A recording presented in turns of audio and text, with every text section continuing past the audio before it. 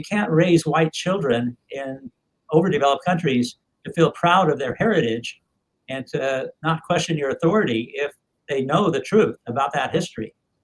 And so you have to create a story in which the colonizers were virtuous, that they were doing a good thing, right? That they were saving people's lives, saving their souls. They were bringing civilization. And so they have constructed a whole narrative that puts what you might call a white face on the achievements of history, right? White people have done everything of importance, everything that is civilized, all of that. And therefore, you don't want people to know about the empires and developments and incredible richness of African societies.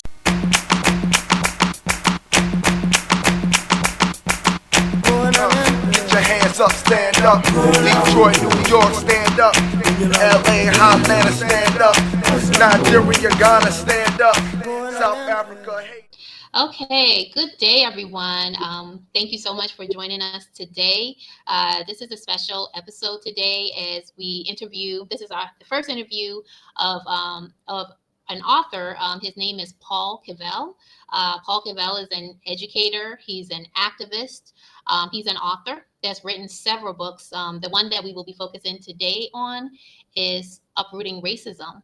And this man has dedicated his life to social justice and racial equality. And his book, Uprooting Racism, actually focuses on teaching white people to fight for social justice and to also recognize prejudice and racism and systemic racism and ways for them to work towards ending racism. So it is my pleasure and my honor to introduce Mr. Paul Kivel, who is joining us today from California. He is a proud grandfather, and I'm just so happy that you're joining us today, Mr. Kivel. Thank you. It's great to be with you, and I'm always glad to be part of the conversation.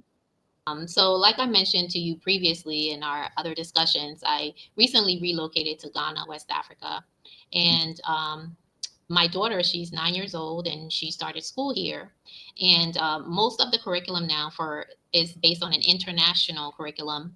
And the history being taught, all of these African children is British history rather than African history. And, you know, I know in your book, you had mentioned that one of the costs of racism for white people is that, quote unquote, we have been given a distorted and inaccurate picture of history and politics because the truth about racism has been excluded. The contributions of people of color left out and the role of white people cleaned up and modified. And that was a very striking statement that you made because this history is not just being taught in the United States, it's being taught on the continent of Africa, where African history is left out. And so I just wanted you to first, can you just give us some insight as to why colonialists would want to exclude, in our case, African history and clean up white history? I think there's very clear reasons that Western societies have cleaned up, so to speak, world history, right? The colonial process was incredibly brutal and violent. If you think about the genocide of indigenous peoples, slavery throughout the world, the exploitation of people's labor, and all kinds of different forms of violence and exploitation, you can't raise white children in overdeveloped countries to feel proud of their heritage and to not question your authority if they know the truth about that history. And so you have to create a story in which the colonizers were virtuous, that they were doing a good thing, right? That they were saving people's lives, saving their souls. They were bringing civilization.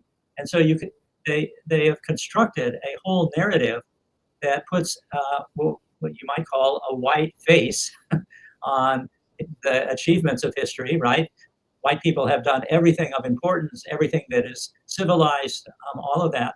And therefore, you don't want people to know about the empires and developments and incredible richness of African societies or Asian societies or other societies. You don't want them to know about the incredible stories of resistance to colonization itself, right? You don't want people to know that people that are non-European descended are have rich cultures and all kinds of things that they have brought to the world.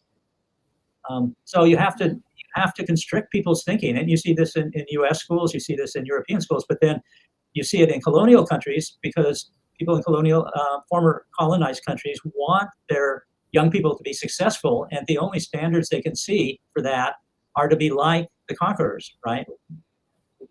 Mm, Like the British or the French or the Spanish or the people in the U.S.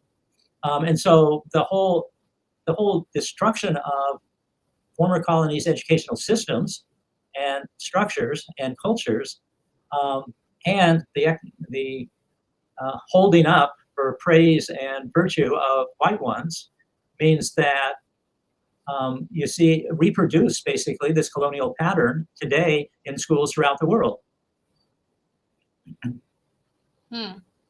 Yeah, it's very interesting here where during slavery time, slaves were subjected to, well, they were told to forget their language, they were told to change their names. But now in Africa, in Ghana, at least where I'm from, in certain areas, people don't even speak their native language voluntarily. They don't speak their native language to their own children. They only speak English to them. And so, what do you think the impact of this is? I mean, obviously, it seems to be mental enslavement, if that's the right word for it. Well, I think that some of it is trauma that's been passed on generationally. People were not just not just told not to speak their languages; they were forced not to speak their languages. In the colonial schools, they were beat up and marginalized and assaulted and for speaking indigenous languages. So there, and along with the languages that were lost was the culture that was lost, right? The valuation of those cultures. So there's layers of trauma that comes from that and patterns of socialization, and still probably in the school that a lot of people, Africans are in, the children are still punished for speaking native languages, right? They're still told that to be successful, you have to be civilized, you have to speak English or French or Spanish, that you have to be assimilated into where there is power and privilege. And so there's both that trauma historically, and then there's this drive to be successful by the standards of the colonizers. Hmm. Now, you know what that does. I mean, it makes people ashamed of their indigenous languages and their indigenous cultures because it's made to seem like they're valueless, that they're uncivilized, that they're not what counts in the world. And to be successful, you have to leave that behind. And then what's happened also is the colonization of language, so that English has become the international language, right? And so wherever you go outside of your country, you have to speak in English or French at times or Spanish at times. But that to be legitimate, to be recognized, you have to speak those languages. And that means that everything that's published is in those languages. Almost everything that's broadcast is in those languages. And that comes to dominate our thinking. And it means that when the people in those institutions that are publishing and writing and broadcasting, they're not translating things into other languages. They're not considering the value of other languages. And those languages have no legitimacy in the world currency. Um, so it makes Hmm. people, feel badly about their own culture, about the language that their own parents speak or grandparents speak, about the achievements of their own culture. So it's a very devastating impact of this internalized racism that happens. Yeah, and this is why I'm doing this program. I mean, I've been alive for 48 years, and now I am just now learning about African people's history. This is just by my own self study. And I just realized, wow, we were great people. We had civilizations. We, were the first to come up with writing, and we have made so many accomplishments that were never mentioned in schools. And African people would be the first to beat themselves up, saying that, oh, we haven't accomplished anything, because oftentimes the history that's taught to us is from colonization, on, not any accomplishments that we achieved prior and all the wars that we have fought to try to maintain our sovereignty. So how do you has there been other cultures that have been colonized that have been able to overcome mental colonization? What suggestions would you have to help to address this lack of self-esteem as a race? Well, I mean, my perspective is limited coming from the West, but I think that one of the things that's really important is to reclaim that history. And there's a lot of scholarship in Africa that is writing and documenting the incredibly rich history of the continent, of all peoples all over the continent. And it's really astounding to learn about the empires and civilizations that throughout history and throughout different parts of Africa have existed. There's a good new book called An African History of Africa, and it documents and describes a lot of these different empires and civilizations.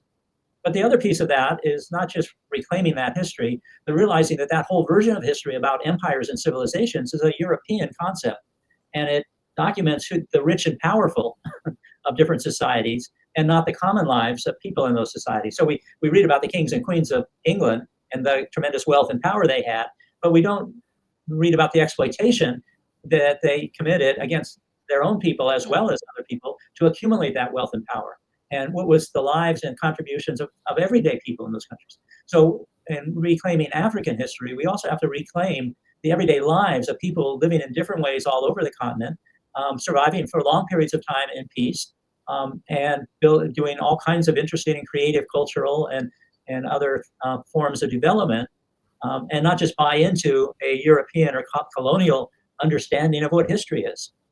It's really important. There is a movement now in Africa to publish more in indigenous languages. Ngugi Thiong'o in Nigeria has been publishing his work not in English, but some in English, but a lot in his indigenous Igbo language. There's beginning to be publishers that are publishing in other languages. And I think it's really important that a lot of support go into those efforts to reclaim the legitimacy and power of those languages, because they contain richness that's not contained in English and French and European languages, right? The whole world loses so much when the contributions of Africa aren't allowed to flourish and disseminate. Wow.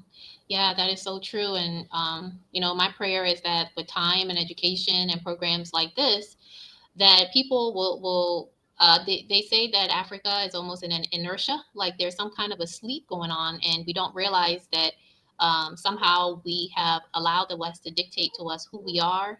Our education is we're training our children to be, more Western, and we have forgotten who we are. And I'm hoping that slowly we wake up and realize that we are a part of history. We're not spectators of history. We've made great contributions to history, and we should own that and be proud of our contributions, and just stop living by the narratives of the West. So, thank you for that. I think there's another level that we have to look at, and that is the internalized one. Because one of the things that Western civilization has done is claim that whiteness is the model for everything. White is better, is superior, it's beautiful, and everything that is darker or black or full of color is dangerous, it's exotic, it's primitive.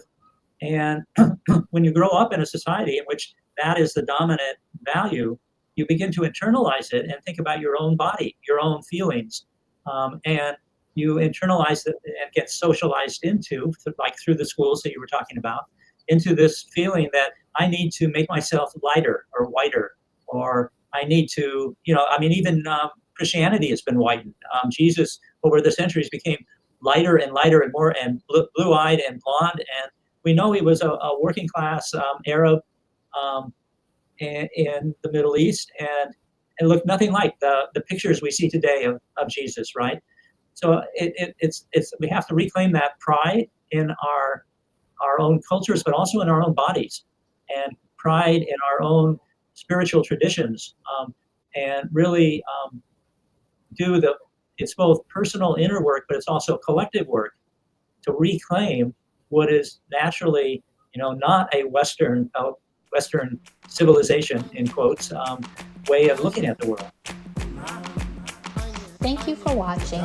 Please share, subscribe, and support this channel so we can continue to provide programs such as this.